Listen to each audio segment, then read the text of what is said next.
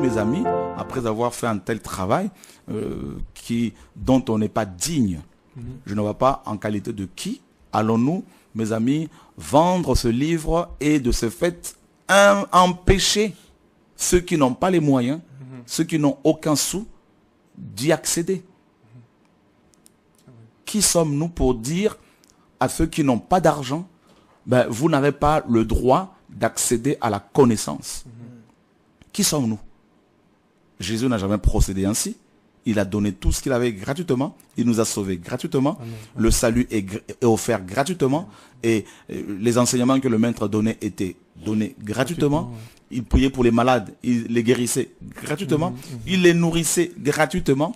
Et je ne vois pas pourquoi nous qui sommes censés limiter, nous sommes ses disciples, nous qui sommes ses disciples, allons-nous, mes amis, et vendre la parole sous prétexte que ça coûte cher, papier, l'impression. Eh bien, frères et sœurs, en moins de 8 mois, Dieu nous a donné plus de 100 000 euros, 101 000 euros, si je ne me trompe, et alors qu'on avait seulement besoin de 83 000 euros. 83. Donc, je ne vois pas pourquoi, mes amis, allons-nous limiter notre Dieu. On voit qu'en 8 mois, il nous a donné au-delà de ce que nous avons demandé pour pouvoir imprimer ces 10 000 exemplaires. Et pour votre information, l'imprimeur, alors qu'on avait commandé seulement 10 000 exemplaires, il nous en a donné, n'est-ce pas, il nous a fait don de 300 Bibles. Donc en tout, on a récupéré 10 300 Bibles. Donc vous voyez comment Dieu opère, frères et sœurs, et nous croyons au message du retour à la parole, nous croyons au message de la réforme des églises, des cœurs, de nos fonctionnements. Et c'est pour cela, mes amis, nous voulons, en distribuant gratuitement ce livre, mes amis, qui est quand même très bien fait, hein, donc c'est un travail de qualité que le Seigneur a fait. Donc nous avons voulu montrer au monde entier que nous voulons vivre ce que nous prêchons et nous voulons prêcher ce que nous vivons. Et que c'est possible de servir Dieu, hein, de vivre par la foi, de servir le Seigneur tout en étant vrai, tout en étant intègre. Et c'est possible. Amen. Voyez, et c'est ça qui nous motive. Et que c'est aussi possible, mes amis, de faire avancer le royaume de Dieu sans la dîme. Parce que ceux qui ont pris la dîme pendant des années n'ont même pas fait ce travail. N'est-ce pas? Donc, et je crois que au travers de ces œuvres, nous voulons vraiment, par la grâce de Dieu, montrer aux frères et sœurs, oui, si vous aimez la vérité, oui, si vous voulez revenir à la parole de Dieu, Dieu vous soutiendra, Dieu vous assistera. Il n'y a pas, n'est-ce pas, de raison pour ne pas qu'il le fasse. Donc, et on va encore de nouveau, hein, donc vous montrer, donc si on peut vraiment prendre la caméra avec nous, une caméra qui est là, dédiée, pour que vous voyez davantage, hein, ce travail, et c'est gratuit, et c'est possible de le faire. Et c'est pour cela que ce soir, je voudrais personnellement encourager tous les défenseurs de la saine doctrine, toutes les femmes, les hommes qui proclament la vérité, qui prêchent la vérité, qui sont debout pour défendre l'évangile dans ce temps d'apostasie, dans ce temps de confusion, dans ce temps où il y a des charlatans qui vont ici et là pour crier, pour demander de l'argent, dans ce temps où, mes amis, les vrais prophètes, les vrais prédicateurs sont traités de gourous, de sorciers, dans ce temps où la masturbation est encouragée, dans ce temps où, mes amis, des marchands du temple pullulent dans nos églises, des marchands des miracles, dans ce temps où, mes amis, il y a la famine spirituelle, et nous voulons dire aux enfants de Dieu, dire aux frères et sœurs, peu importe leur service, peu importe leurs assemblées, peu importe leur origine, nous voulons, mes amis, que vous soyez tous encouragés pour défendre la sainte doctrine, parce que il y a des hommes et des femmes dans le monde entier qui aiment le Seigneur Jésus-Christ, qui le servent et qui n'ont pas fléchi les genoux devant le Dieu Mammon, devant le Dieu de l'argent, la richesse, et qui veulent offrir gratuitement l'évangile comme notre maître nous l'a recommandé, nous l'a ordonné carrément, je dirais, n'est-ce pas? C'est pas une recommandation, c'est un ordre. Vous l'avez reçu gratuitement, donnez-le gratuitement, disait Yeshua. Donc, nous avons voulu, mes amis, vraiment vous encourager, et au travers de toutes ces œuvres, donc, et que c'est possible. Donc, alors, Laurent, c'est possible de carrément mettre la caméra par-dessus? Tout est possible, merci mon frère. Et voilà, donc, on va bien montrer le travail ce soir que le Seigneur a fait faire. Et voilà, ce travail de qualité à la gloire de Yeshua. Donc, Problème de lumière. Ah, il y a un souci avec la lumière, on va s'organiser. On veut vraiment vous faire bénéficier de tout ce... vous qui êtes au loin, parce que vous êtes aussi nombreux à ne pas pouvoir venir le 19. Hein, donc on veut vraiment que vous découvriez ce travail. Et au nom de Yeshua. Voilà. Et, gloire à Dieu.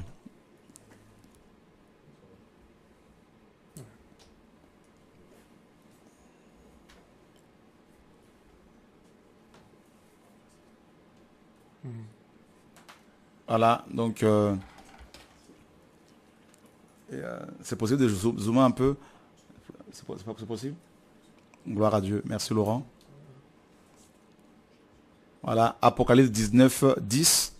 Pourquoi? Parce que c'est écrit, et le témoignage de Jésus-Christ est l'esprit de la prophétie. Et nous avons bien mis en bas, interdite à la vente, pour ne pas que ceux qui vont la recevoir aillent la vendre, pour ne pas non plus la retrouver sur des sites de vente. Amen. Donc, voilà, vous voyez, le travail de qualité, frères et sœurs, vous voyez, la couverture, c'est un travail de qualité.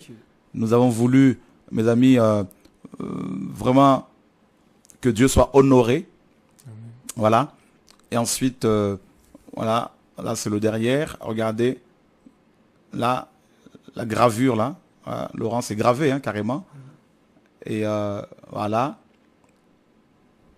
Voilà, on va régler un peu parce que c'est flou. Et vous inquiétez pas, on va faire le réglage. Donc là en dessous, là vous avez Apocalypse, chapitre 10, verset chapitre 19, verset 10. Voilà. Et la mise au point. Ensuite, voilà. Et alors là c'est plus clair, là c'est net, là. C'est nickel. Première page, comme on vous l'a montré la dernière fois. Donc les deux cartes. Alors c'est des cartes. Ces cartes ont été bien sûr réalisées par Yann. Hein, donc Yann et d'autres images que nous vous montrerons ont été réalisées par notre frère Johnny, hein, Johnny que nous saluons et que nous remercions aussi. Voilà. Alors Ludo, tu pourras tenir un peu là, merci. Voilà. Donc vous voyez les deux cartes là. Donc les cartes là, c'est notre frère Yann, hein, Yann Tanguy, qui les a travaillées. Donc tout a été fait maison. Hein.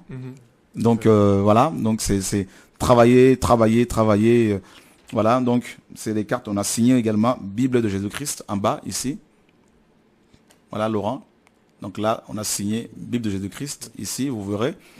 Donc ensuite. Donc là c'est la carte de. Enfin, vous verrez quand vous l'aurez. Ensuite, nous avons le grand prêtre. Alors, justement, par rapport à la révision, pendant que les frères et sœurs découvrent les images. Et donc, on a enlevé le terme souverain sacrificateur par rapport à Aaron. Hein, donc, on a remplacé ce mot-là, comme l'hébreu le dit également, grand.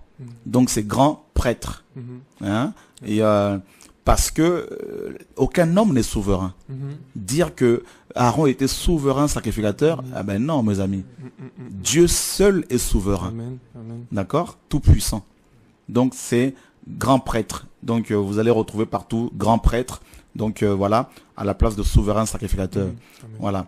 Donc là, c'est notre frère Johnny qui a réalisé ces deux images-là. Donc du temple et du grand prêtre avec, mes amis, le pectoral et sa signification. Hein, donc voilà, ce travail de qualité signé Bible de Jésus-Christ. Voyez frère, voilà. Ensuite, nous avons toujours le travail de Johnny, notre frère. Donc le temple de Salomon extérieur. Voilà. Tout ça avec une légende. Ensuite, vous avez le bassin. D'accord. Et les bassins. et vous avez l'autel. Voilà comment l'autel était, mes amis. Donc voilà, signé aussi toujours, hein, Bible de Jésus-Christ. Voilà, donc là c'est le travail de Johnny, notre frère. Donc pour vous montrer que le travail était fait maison. Hein, donc, et là vous avez la chronologie des rois et des prophètes, comme on vous l'a montré. Ça, c'est le travail de Yann. Donc Yann Tanguy. Donc un petit coucou en tout cas à Johnny et Yann pour votre travail en tout cas. En tout cas l'équipe est une équipe solide. Merci Seigneur pour mes frères et sœurs.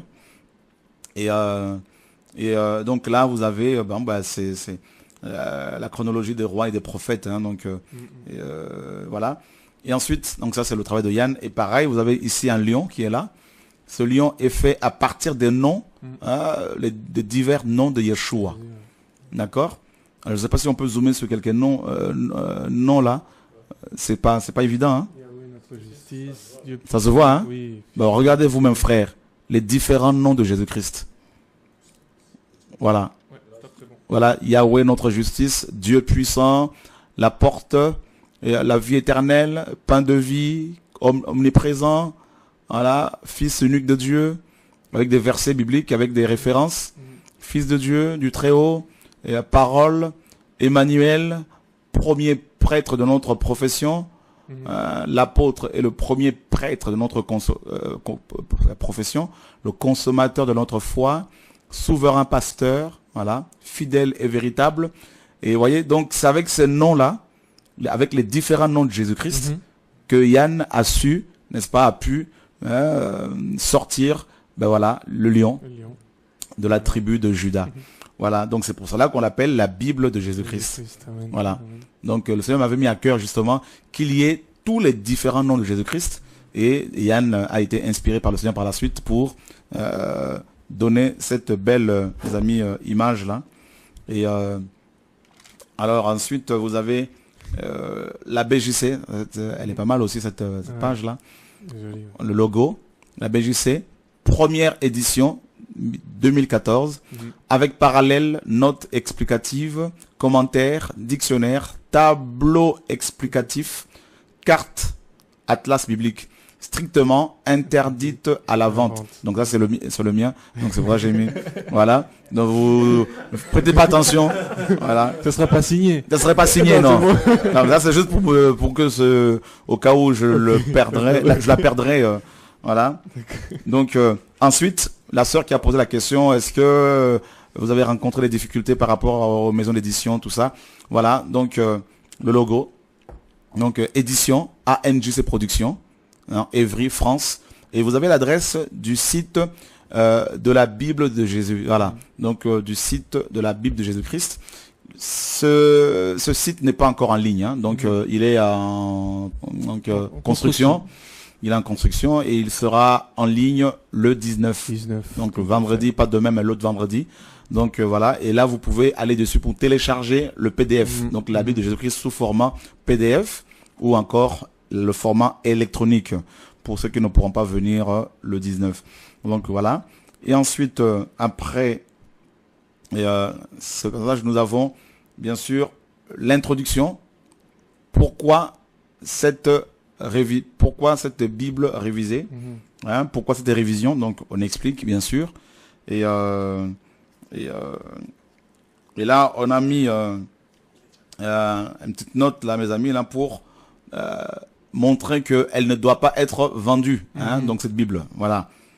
Donc elle ne doit pas être vendue, elle doit être diffusée gratuitement.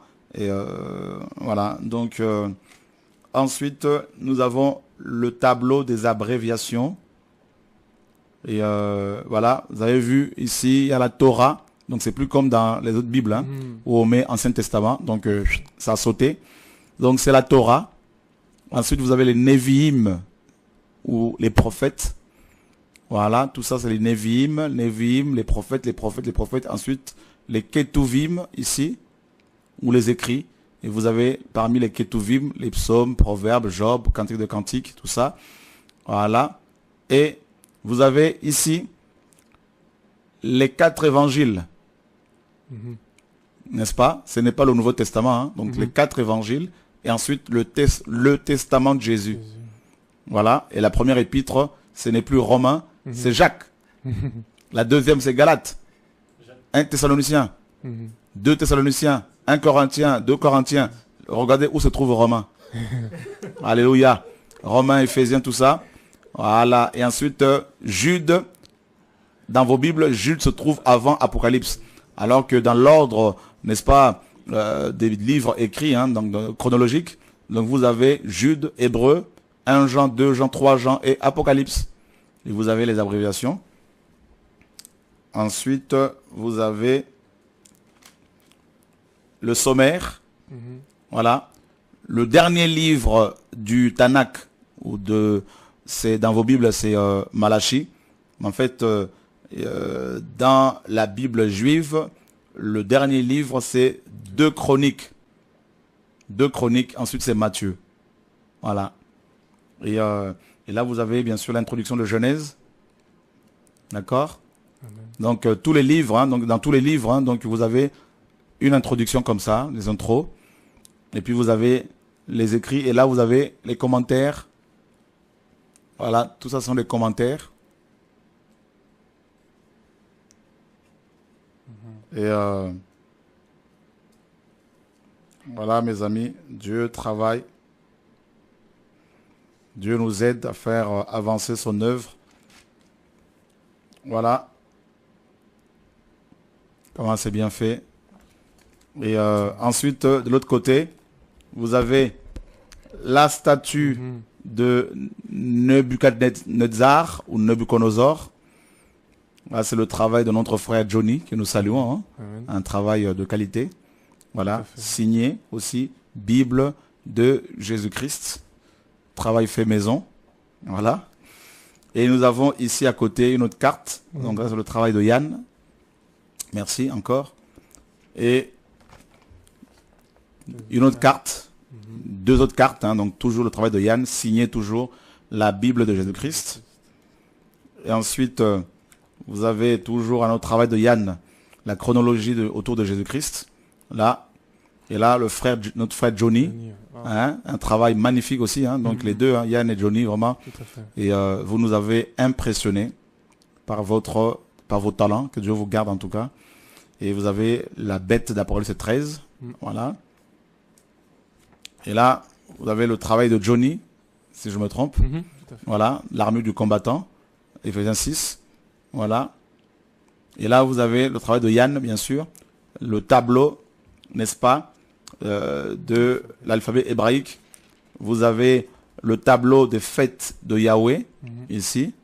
Vous avez le tableau de mesure, n'est-ce pas, de poids. Et ici, travail de Yann toujours, là, tout ça. Vous avez le tableau de mesure de longueur, travail de Yann. Monnaie sous l'ancienne alliance. Voilà, tout ça. Et là, vous avez quelque chose de très très intéressant aussi. Oui. Hein? Qu'est-ce que c'est, David? Comment? Dis-nous. Alors, c'est magnifique, hein? Alors vous avez donc là, ça c'est vraiment un apport historique très très capital, très important. Amen. Donc, alors vous avez ici en fait l'origine de la majorité de doctrines que l'on trouve dans nos assemblées. L'origine de toutes ces doctrines et qui sont ceux et celles qui sont à la base de ces choses, de ces doctrines. Et par exemple l'école du dimanche, on explique ça a commencé quand. Amen. Voilà. Et le dogme de l'Immaculée Conception mariale, on explique ça a commencé quand. Tout ça, mes amis. Et qu'est-ce que la Bible dit? Vous avez le dogme de l'habit du dimanche. Pourquoi des chrétiens s'habillent toujours en costume et cravate, ou certains et proprement le dimanche. On explique. Vous avez la doctrine du purgatoire. On explique. Vous avez la bénédiction nuptiale. Pourquoi des pasteurs bénissent les mariages aujourd'hui? On explique ça a commencé quand. La double prédestination, on explique. Amen. Voilà. Vous avez la doctrine de la Toussaint, ça a commencé quand? L'Assomption, ça a commencé quand? Le baptême des enfants, ça a commencé quand? Le célibat des prêtres, ça a commencé quand? La dîme, dans l'histoire de l'Église, ça a commencé quand? Marie, Mère de Dieu, ça a commencé quand? Et la messe, ça a commencé quand? L'utilisation des icônes et de chapelets, ça a commencé quand? La papauté, quand est-ce que ça a commencé? Les indulgences, Le fait de payer pour avoir, même si tu meurs dans le péché, hein, si tu payes, t'es pardonné, même si tu es mort, tu es soi-disant pardonné. Donc tu peux retrouver la vie éternelle, te sortir du purgatoire pour aller au ciel, c'est faux. Ça a commencé quand? La Pâque catholique, ça a commencé quand? La construction des bâtiments pour l'église, hein, ça a commencé quand? Et à quelle date à quel moment on a commencé à construire des bâtiments pour les églises? L'ordination ou donation sacerdotale, ça a commencé quand? Le fait d'ordonner des pasteurs ou des prêtres avec des soutanes. Le jour du Seigneur, dimanche, ça a commencé quand? La couverture spirituelle, doctrine selon laquelle chaque chrétien devrait prier pour avoir un berger, une sorte de guide dont le rôle serait de le conseiller, de l'orienter et surtout de le protéger contre Satan. Donc ça a commencé quand? Les 4 grandes écoles théologiques, la théologie, quand est-ce que ça a commencé? Donc il y a la doctrine du sermon, le sermon ou l'homélie, ça a commencé quand? L'évêque ou le pasteur comme chef de l'église locale, ça a commencé quand? Le terme laïque, ça a commencé quand? Le terme clergé, ça a commencé quand? Le sacerdotalisme, c'est-à-dire la médiation humaine, l'homme qui devient médiateur entre toi et Dieu ou le pasteur, ça a commencé quand? La doctrine de la Trinité, ça a commencé quand? La prière adressée aux saints, ça a commencé quand? Tout ça, il y a l'origine des choses. Les vêtements cléricaux, ça a commencé quand? Le cléricalisme, c'est-à-dire le corps pastoral ou des prêtres, ça a commencé quand? Et ensuite, nous avons d'autres tableaux, les dénominations au travers des siècles.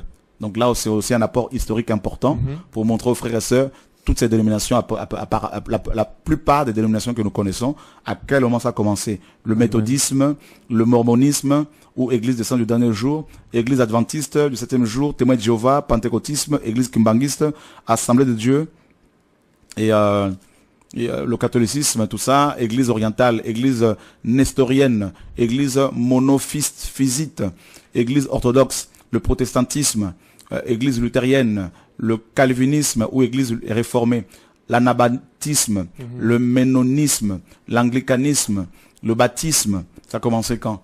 Ensuite, nous avons les différentes traductions de la Bible. Donc, nous avons mis la plupart des traductions donc, que nous connaissons, que nous avons aujourd'hui, et celles qui sont les Bibles qui sont traduites à partir des textes majoritaires ou byzantins ou encore textes reçus, et les Bibles traduites à partir des textes minoritaires. Voilà. Et tout ça, c'est expliqué. Voilà. Ensuite, nous avons ici les informations utiles sur la Bible dans l'histoire. Donc là, on explique un peu l'appellation Bible. Ça a commencé quand? Le mot Bible. Qui est le premier à utiliser ce terme-là? La ponctuation, ça a commencé quand? L'ajout des chapitres dans la Bible, ça commence. Qui l'a fait? Ça a commencé à quel moment? L'ajout des versets également, ça a commencé quand? Et ensuite, nous avons le dictionnaire biblique. Et voilà, dictionnaire biblique, c'est là, tout ça, le dictionnaire biblique. Ensuite, vous avez les écrits. Voilà, frères et sœurs, en gros, la BJC. Et donc,